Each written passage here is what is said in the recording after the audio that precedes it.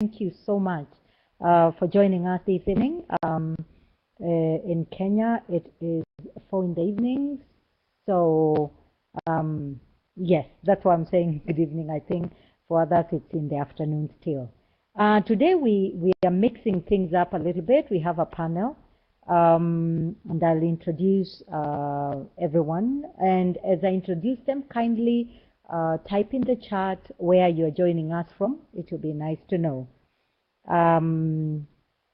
So this afternoon, we are so honored to have Mr. Gertjan. I don't know if I'm pronouncing that right.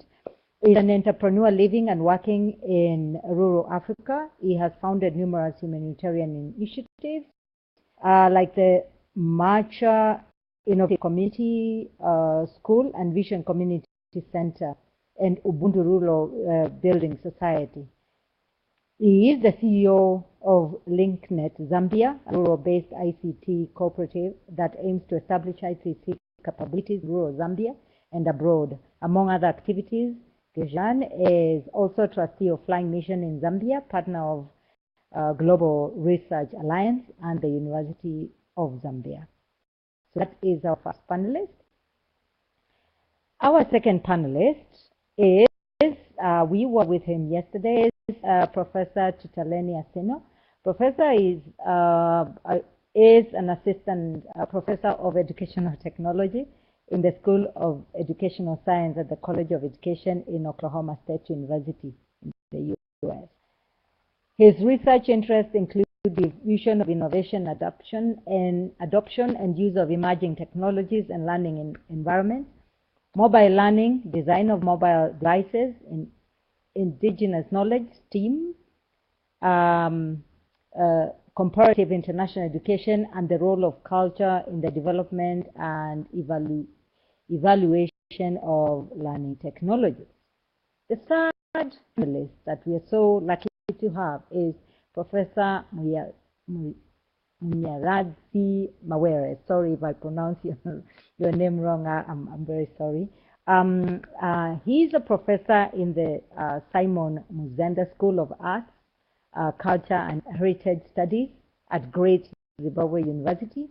He holds a PhD in social anthropology, a master's degree in social anthropology, a second master's degree in philosophy, a third master's degree in development studies, a BA honors in degree in philosophy, certificate in tertiary and higher learning, certificate in information technology, and a certificate in diplomacy. Negotiations and bargaining. He is an author of more than 50 books and over 200 academic publications, spanning the following areas: poverty and development studies, African philosophy, cultural philosophy, democracy, politics of food production, humanitarian and civil society organizations, urban anthropology, existential anthropology, environmental anthropology, society and politics, religion, decoloniality, and African studies. Yes, you can tell that are passing me by, but we shall deal with it. Thank you so much for joining us. We shall, as we start, we shall be having the session, which will be talking about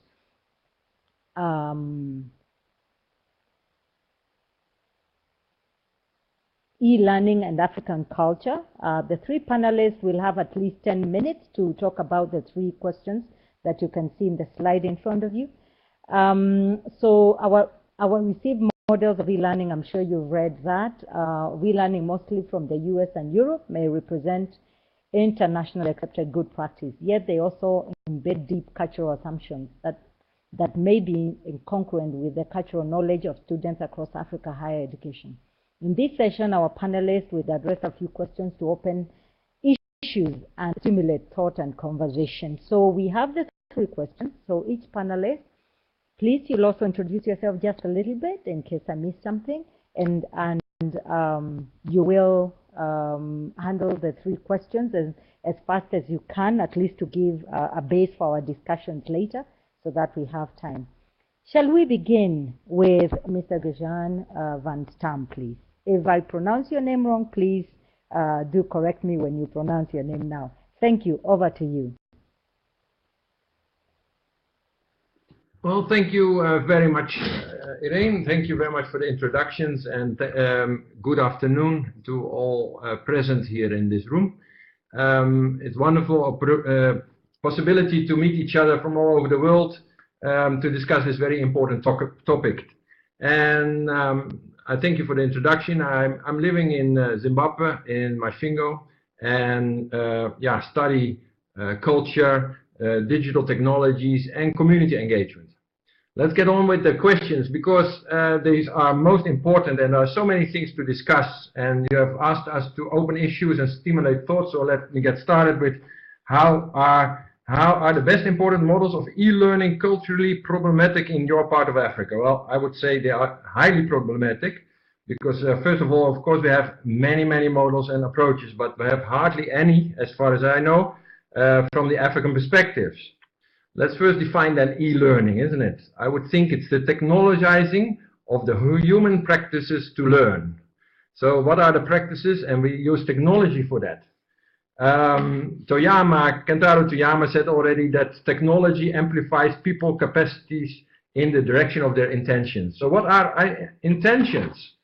And therefore we have to deconstruct e-learning and see how it aligns with African practices. I think Kwame Nkrumah from Ghana wrote a beautiful book of Conscientism, and Paul Freire, of course, The Pedagogy of the Oppressed. However, I think e-learning are pretty ignorant of these various ways of making meaning in the world. So, but first of all, you have framed it in a higher education. I think that is already a bit of a problem, because we are aware that higher education institutes are known to be notoriously colonized. If we learn something from Rhodes Must Fall, then it's still a long way for our higher education to be decolonialized, and the full appreciation of African culture seems to be absent in many of our higher education. So then the questions that you pose are pretty irrelevant. The cultural knowledge of our students, of course, is also highly diverse and depends very much where they come from, whether urban or rural, if they were connected or not. Because we must not forget that more than half of the population of this world is not connected to the internet. And for instance, in our town, Masvingo, most students still file their assignments in handwritten formats, and they have to go to internet cafes to seek access to the internet. In Africa, less than a quarter of people use the internet. So we have to step back to really see it. And still the first question, I have three main areas of discordance. I think they are paradigmatic, they are regarding the channel, and they are about the platforms. So let's go for the paradigm. E-learning models, of course, depend on the researcher and whom they researched. These models are, mainly coming, they are passing, and thus they are memes, like the technology, because they are culturally evolved. The question is, have Africans been involved in the questions and the consultations in the process of research to get these models? And I question that if that has happened. And therefore, how come it's internationally accepted? Because we have not been part of it. Paul Freire already said that dialogue, respect, love, and praxis and reflection are needed to transform. The biggest problem with the paradigm is that I think that most e-learning models, they put the human learner in the center. That's the individual. The learner then aligns very much with the postmodern Western urban culture that wishes to be free, individual, and self-sufficient and self-centered. However, African cultures mostly put community at the centerpiece of their world frame.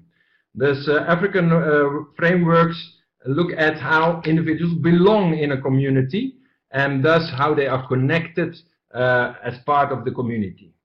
I am not aware of e-learning models that put the community as its unit of analysis. Of course, they look at the social environment, but still the individual learner is at the center of the experience. And if we, of course, adopt such a foreign system that focuses on the individual instead of community, we are part of a clash of paradigms. The concept of community of practice doesn't cover it fully, because still that looks at the individual first and then secondary the community. That puts our students in self-cultivation and assimilation with foreign ways of thinking, and that is a main paradigmatic problem. The second problem of the first question is the channel. E-learning models, they align with the paradigm that already links with existing communication channels and tools. These tools, Dorish and Mainwaring have shown, are pretty colonial. I see it as an analogy to the narrowcasting and the broadcasting. When we put this individual in the center, then it's narrowcasting, but when it's community, it is broadcasting. However, our technologies are fixed to narrowcasting, while our call for broadcasting. And of course, current systems, paradigmatic, came from text and icon central infrastructures. However, we in Africa did not follow the process of first orality, then text-based, and then second orality. We have always maintained our grounding in orality from the start. So it's nice that the West comes back to it, but we have always been there. Therefore, the ICTs involved frame people in individualism, and that's the biggest problem. Then we have, of course, the platforms. They are structured along disciplinary boundaries, while the African knowledge is embodied in transdisciplinarity and in the community. It is no wonder that it's more of the same, like Professor Agouti said, and we cannot use it freely because it doesn't fit with us. Without the decolonization of science and higher education, we will continue to handle models and knowledge that are foreign to the African cultural knowledge. Then, of course, there are issues that it is all accruing to the one who are formally employed, and so on and so on. There's much to say about it, but I would like to go to the second question. What are the key cultural issues that need to be considered in designing e-learning for African context? Well, the current systems of the digital systems are pretty imperialism, because they overlay colonial processes, and they are a continuation of taking resources out of Africa in what we have called supercolonialism. The benefit of the global society still goes to the West, and we could be very much remunerated, but we all work for them for free. But then the African communities are locating in networks of relationships and interactions in line with Ubuntu, which is defining good behavior. And thus there are 5 aspects of community and the cultural issues that I would like to introduce. The first one is that in Africa we put the community first. Being together, that is the center of our being, and our culture is inclusive, and it focuses on the contribution of everyone in its vicinity. And the culture focuses on the oral and holistic means of communication, where the aim is to embody knowledge in the community. That's the knowledge that develops when we all share and work on things together. And when we discuss it, exists. When we write about it, I'm not so sure about it. And we have a culture of sharing. Thus, the learner is the contributor to community life and the collective human repository of knowledge and skills. Fourthly, the culture focuses on the here and now, on the ongoing experience, and constantly refreshes history and accepts the uncertain future as long as we are together. And then, of course, as last, the culture recognizes authority. So also, in our cultures, we look for improvisation, not so much for innovation. Innovation brings all kinds of risks, but improvisation to enhance what is already going well, that's where we focus on. If we do not align with these local realities and what is going well, the outcome might be development and that is upsetting and disrupting. Thus, the knowledge creation and sharing in the communities are profoundly holistic and transdisciplinary. I conclude on question 2. In conclusion, Africa's diverse and dynamic cultural expressions center around a community, oral communication methods, sharing, timely relations, and the recognition of authority. Thus it is aligned with life, how to live life in spirituality and social belonging and community life that is always available and engaging. And we do that from many different identities. Well, now the third question. If we did this, how would e-learning in Africa be built different? Well, first of all, it would recognize that we are belonging, that we are part of a community of belonging, not necessarily a community of activity, but a community of belonging. We would deconstruct the received models of e-learning, and from careful thinking we will be able to understand and subsequently create and maintain e-learning facilities that help communities and grounded individuals and a decolonialized education in Africa and help the world in that way. So African expressions of e-learning would need new technologies that amplify African intentions and the desire and the needs set within African paradigm like Ubuntu. And these models will most probably be unaligned with current digital imperialistic and supercolonial behaviors. It will not facilitate the extraction of African label for foreign private benefit. For instance, if we look at the presentation of yesterday from Professor Branch, we would amend that presentation significantly because the community would be the primary stakeholder. I would like to leave it with that. Thus, the first one answer, I would say that we have issues of the paradigm and of the channel and of the way we look at platforms. The second one, I think we have the Ubuntu to guide us. And the third one is that it would be benefiting the community first.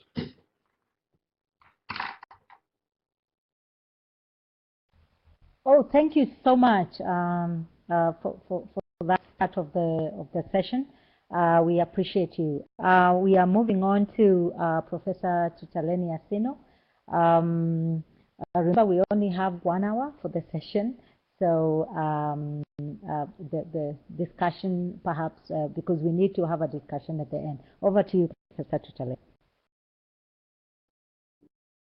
Thank you very much. I'm happy again to be joining this great festival of learning. I'll limit my comments in large part because the response that was given earlier, I'm very much in agreement with and sums up a lot of the things that I was going to say, especially in regards to the importance of community from the generic African context. And I'm saying generic because even though we have a lot of common characteristic that crosses African borders, there are also some distinct differences. But in general, I think absolutely most of our cultures and practices are built on this strong notion of community. Everybody can hear me okay?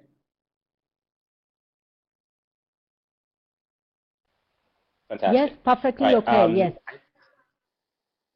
I think for me the issue that I often come with when it comes specifically to e-learning models, and there are many, there are a lot of them to go through, whether it's the inquiry-based model, the things like the discovery learning, action learning models, and so forth.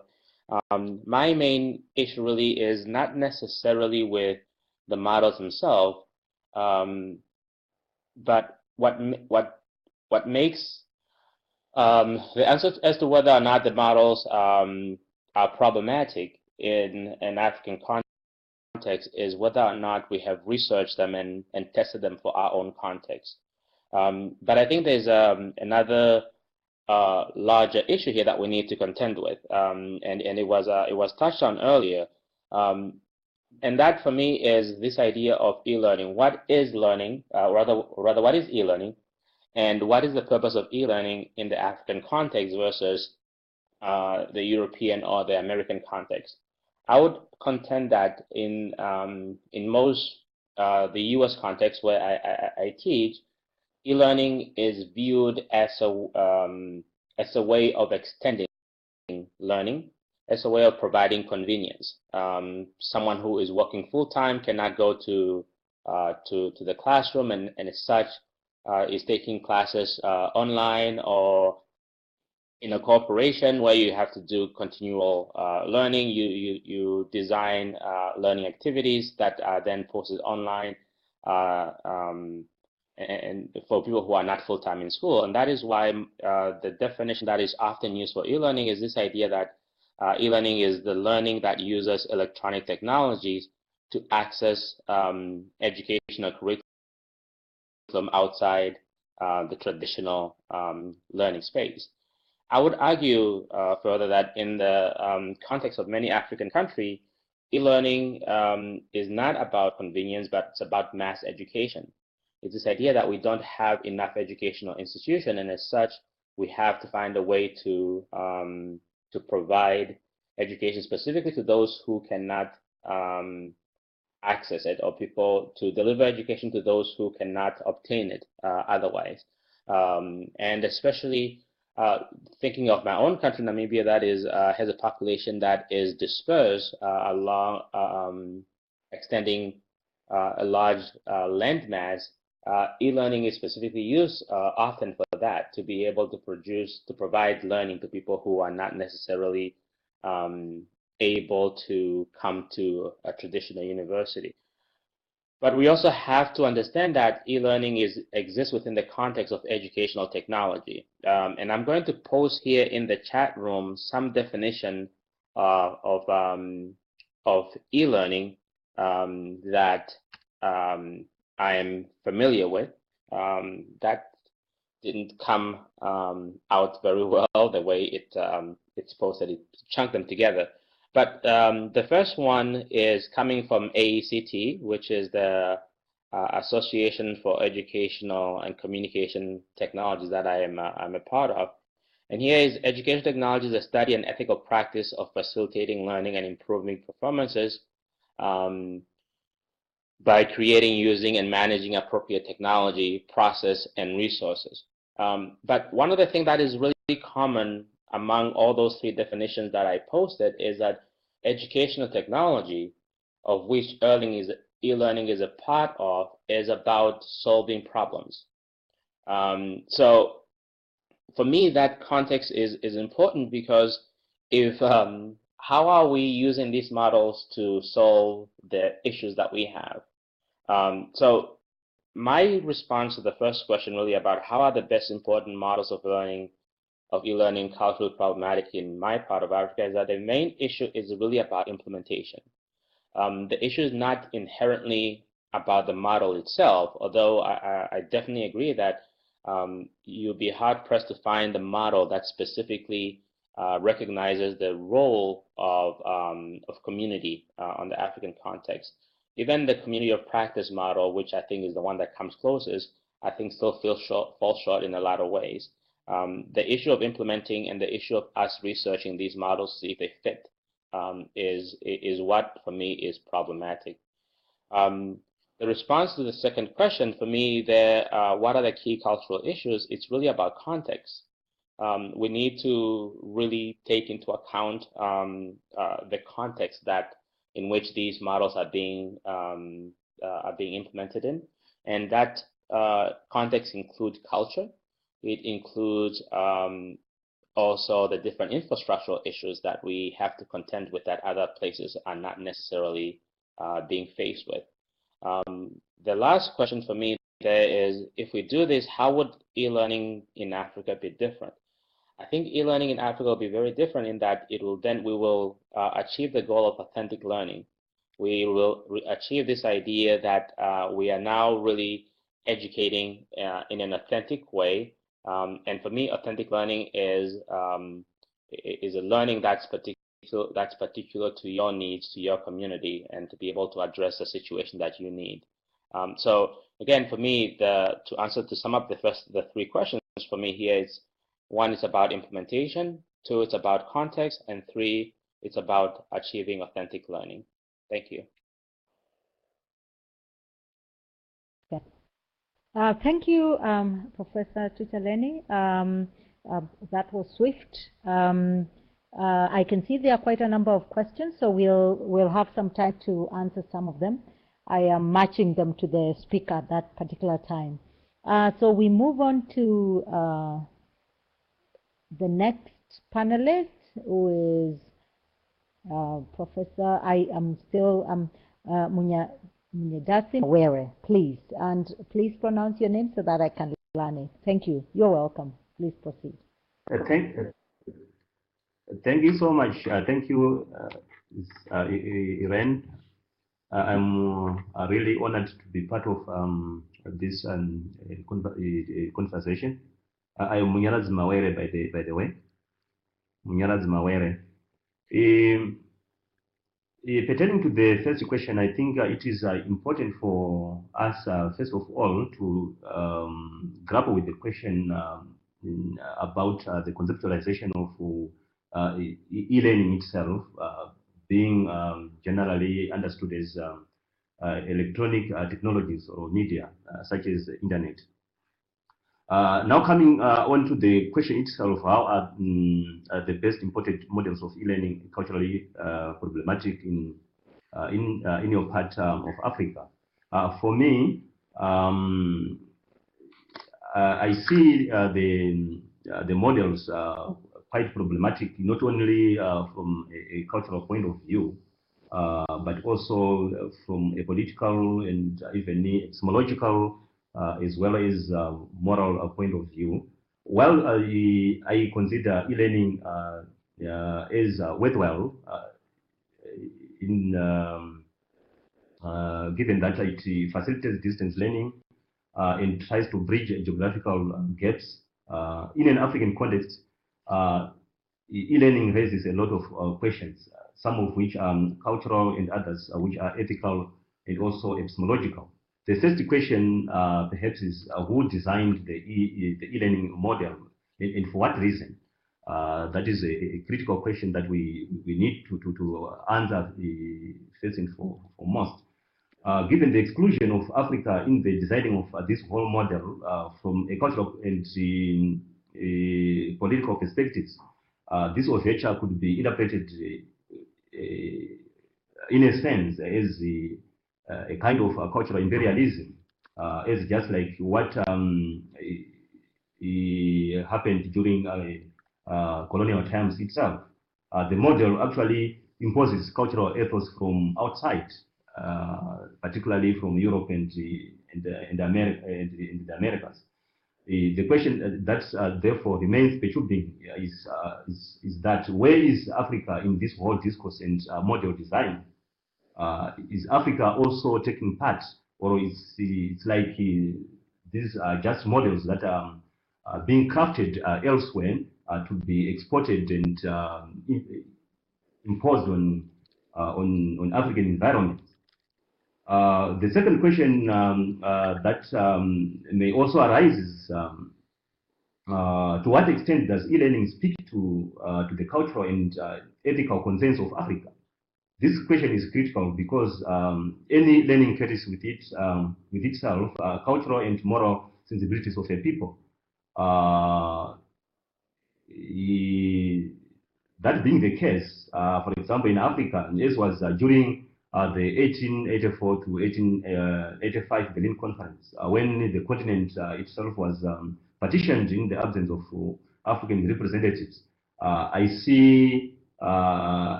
this kind of bringing in models from outside as a question that actually excludes Africa in a sense, to the extent that Africa remains unrepresented.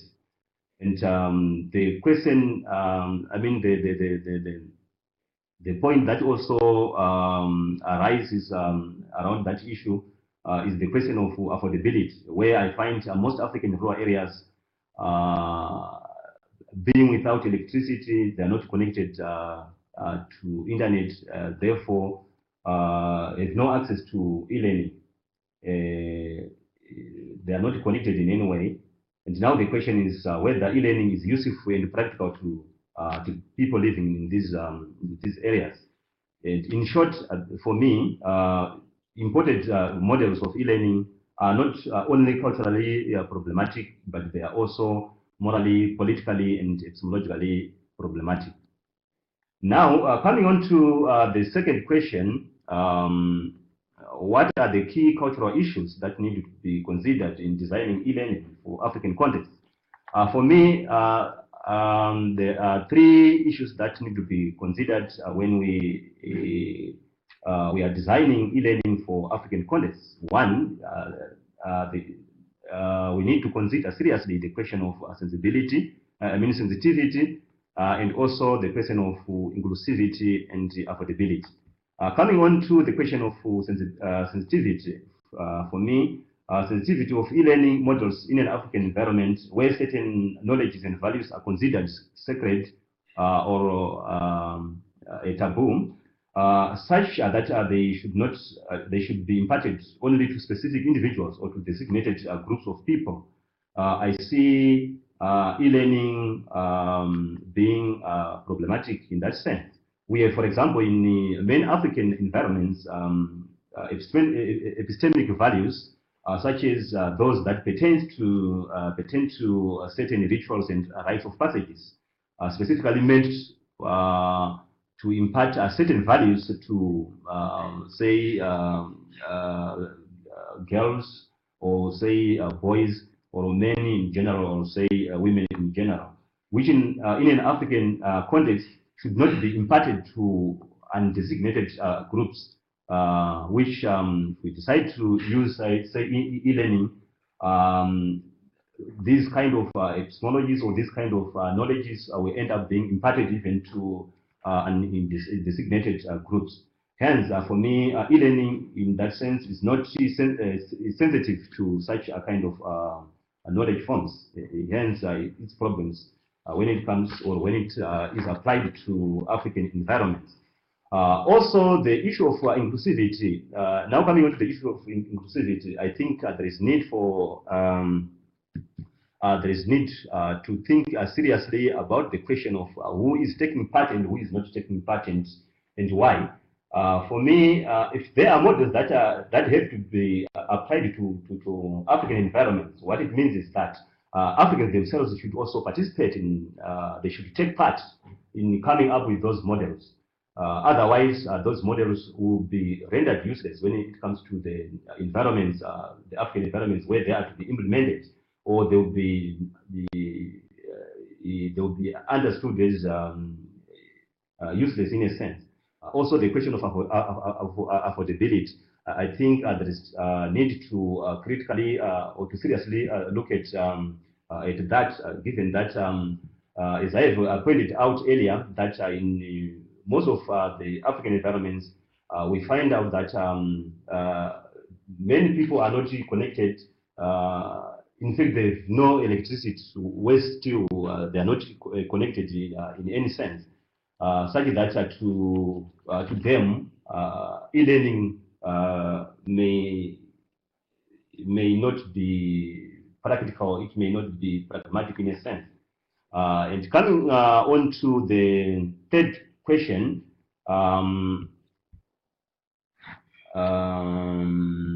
which says, which reads, if we did this, how would e-learning in Africa be different? That is, if we address the issues that I have raised on question question 2, if we seriously consider the issue of sensitivity, for example, and inclusivity, and as well as affordability, for me, e-learning can be usable in Africa. Otherwise, for now, it is not an attractive package for Africa, mainly because of the reasons I have noted, particularly the issue of sensitivity, the issue of inclusivity, and also affordability. Thank you.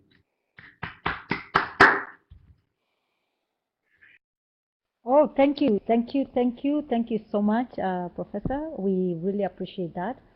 And there were quite a number of questions that were raised, and I'm basing them when they were raised. So we'll go back to the beginning. There was a question by Johan. If we are going to get a transcript of this, we are sharing this in YouTube. We'll be sharing the link. So don't worry, even if you miss something, you shall get it. I think this question from Majijola was to Gertjan. She's asking, recognizing authority in African culture also involves elements of patriarchy. How do we balance these issues in a modern world? I think it was directed to you. Perhaps you could discuss that a little bit. All right, thank you.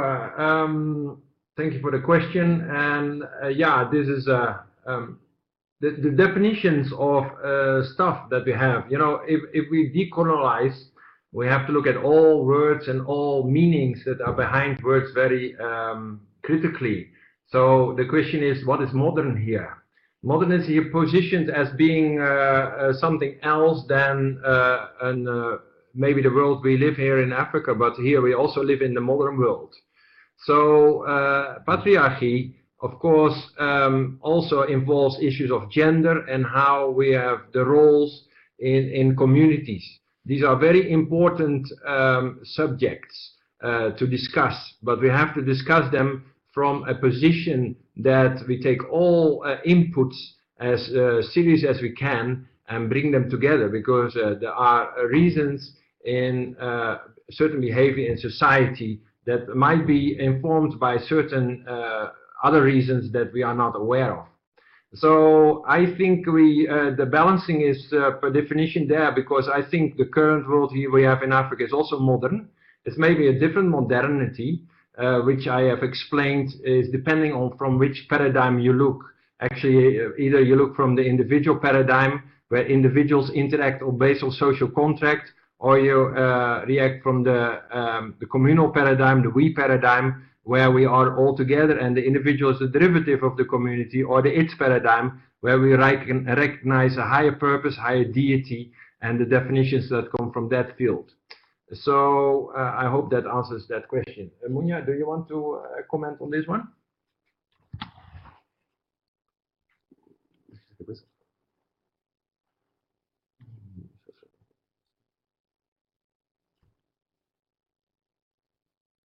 Okay. I will not comment much. You but got the question? Sorry? You got the question? The one that was there earlier? Okay. Can I read it? You okay? Yeah, I got the question. I got the question. Okay. Okay. Yeah, what Gertjan has been telling us that, of course, it may be difficult in a way, or not difficult in a way, to balance, to make a balance on this issue of patriarchy. But like he highlighted, it is important to look at the question from a particular position, because the question itself has some cultural concerns, some cultural values that are attached to it. So the question of or issue of positionality here might be very important when looking at such a question like this, especially in terms of how we can balance issues in such in such a environment that say values or do not value patriarchy. Thank you. Yes. Oh, okay. Thank you so much. We have another question that came about when Professor Tutaleni was speaking, and it's from Frida. And I saw that you had asked our question, but depending on how you understand her question, what is your take on that? She says, I am concerned that while Africa community focused, it does not recognize the global community. Sadly, the workplace and sustainability issues have advanced technological practices which influence our purpose of learning in Africa. Is it possible to have Africa intentions in e-learning emphasize its future impact on the global community so that it can build its strong identity and get legacy that all desire to learn from? So according to the way you understand her, because I think she didn't respond to your question, perhaps you can respond to that. What's your take? Yeah, thank you for that. I really love this question, and it has a lot sort of packed in there. Because if the question is that Africa is not recognizing its role in the global community, then I would have to agree. I don't think, and I touched on this yesterday in my talk, that we don't necessarily, we're not very good at valuing our contribution to the rest of the discourse around particularly educational technology. I think we, as much as we find fault in Western ideologies and Western models that are brought onto us and that are not necessarily representative of our interests, I think we are equally not able to, we have not been good at sort of being our own ambassador for our own ideas. And as such, I don't think we are not really valuing our contribution to the global community. So I think for us, really, a way that we can start to value and celebrate our strong identity and contribution and find a legacy that we all desire to learn from is to start there, to start recognizing that we have as much to contribute to the global discourse as anybody else has. So it's not just about decolonizing the ideas that have been brought in, but I think it's also recognizing our indigenous knowledge, if you will, and re-indigenizing those ideas themselves.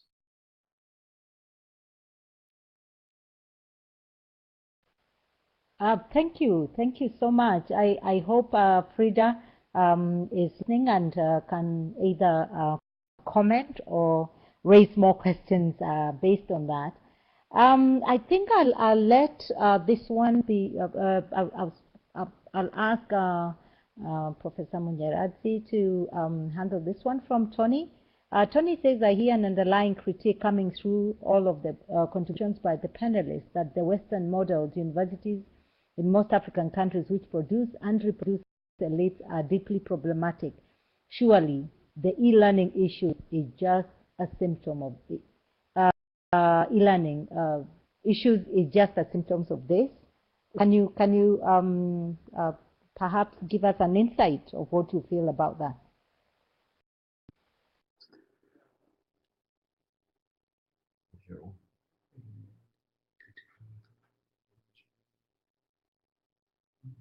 Surely e-learning issues, yes.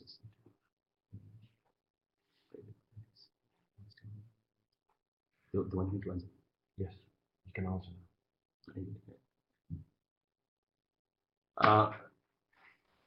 Thank you. Whoever is ready. Yes. Okay, go on then. All right. Yes, I agree with Tony's observation that e-learning issue is in fact a symptom of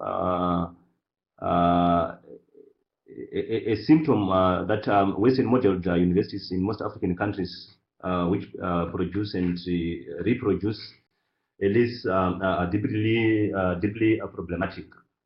Why? Because like I indicated during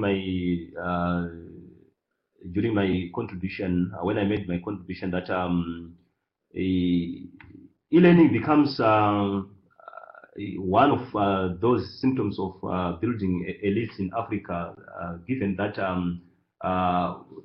e-learning models, for example, being used in Africa at the moment, largely brought from outside. They are made outside Africa and imported to Africa to be used in African environments.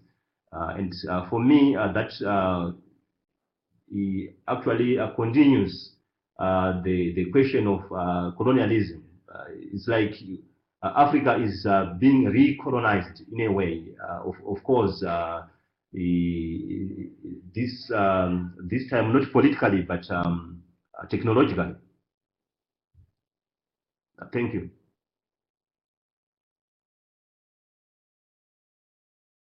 Thank you. Okay, thank you for that response. We have the next question, which is from John.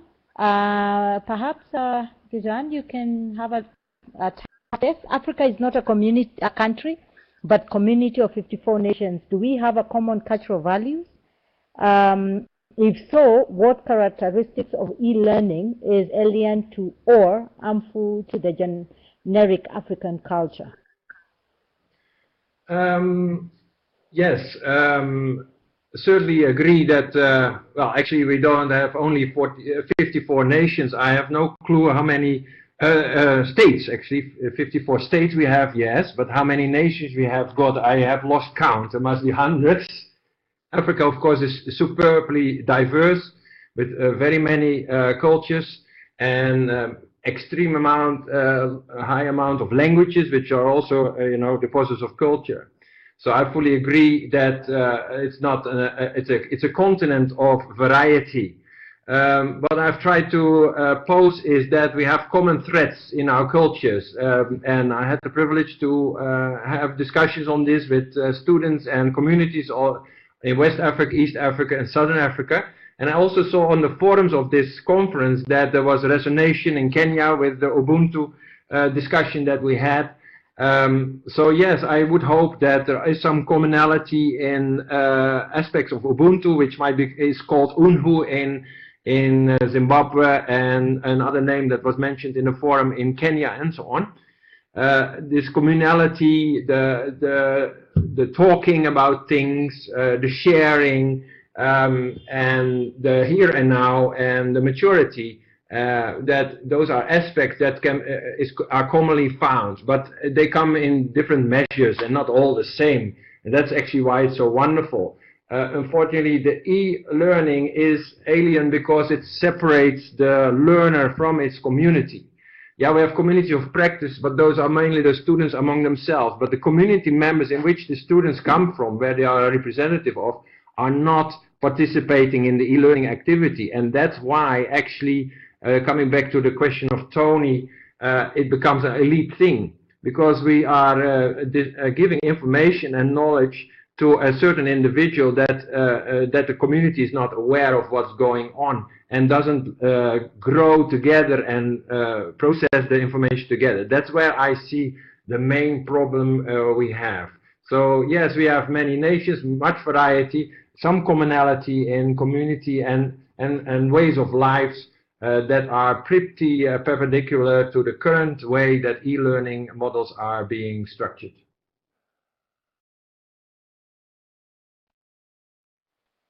Thank you, Gertjan. The next question, I think probably the last one, since we need to wind up, and so that we have time for people to move to the next room, and also for you to have your parting shots, is from Vincent to Professor Munyaradzi.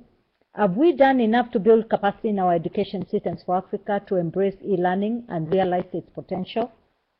What's your take on that? Have we built enough? Thank you, Vincent, for this a good question. Certainly, for me, we haven't done enough to build capacity in our education systems in Africa. If I tell you that in most of our African universities at the moment, we are still using models from which we adopted from the colonial regimes that we had in the past in Africa.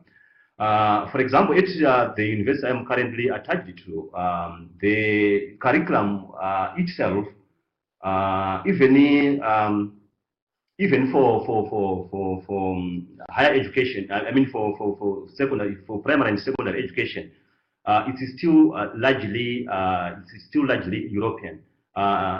Little has been done to try to undo this or to try to revitalize the higher education system in Africa, particularly at both the higher education and even the secondary education.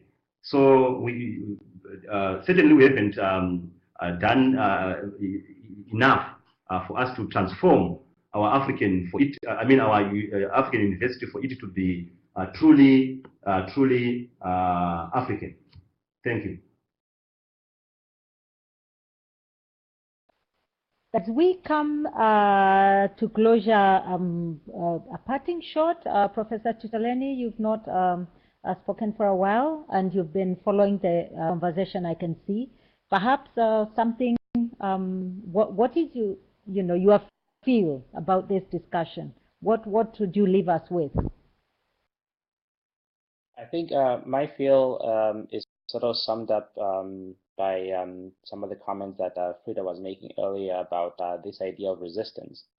I think she phrased it in terms of resistance from students in the context of the conversation we're having, but I also think it's resistance at so many different levels.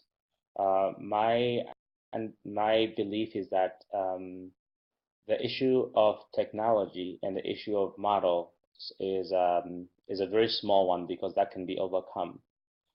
Because we will catch up with the technology, we'll be eventually able to develop the models that we need.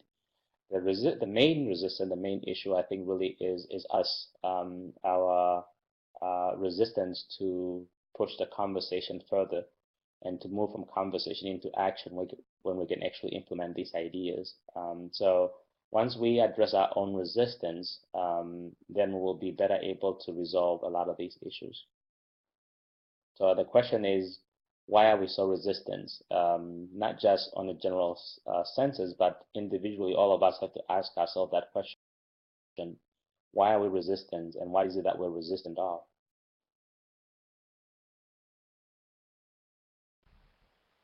Why are we resistant? What are we resisting? That's a good parting shot. Professor Munyaradzi, what is your final 2 words, 3 words, please? Okay. I thank you so much for being part of this conversation. I think there is still a lot to be done when it comes to African universities or African environments in particular, with regard to the crafting of e-learning models and also the implementation of e-learning models in African environments. I think it is more important for those who are involved in the crafting to also make sure that all stakeholders, including Africans, take part in the crafting of the models before they are implemented in African environments. Thank you.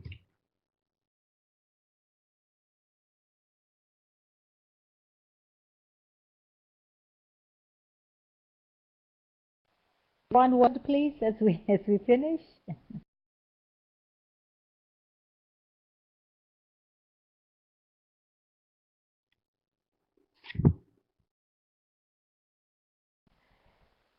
Are you there? Oh well, probably he's not at a place.